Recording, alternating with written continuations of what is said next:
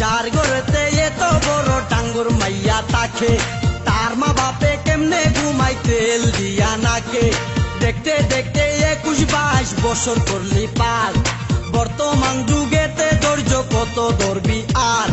রাইতে আমার ঘুম ধরে না যতই চেষ্টা করি ইচ্ছে করে যাইয়া এখন তোর গলাটা ধরি দিনে দিনে শুকাবে তোর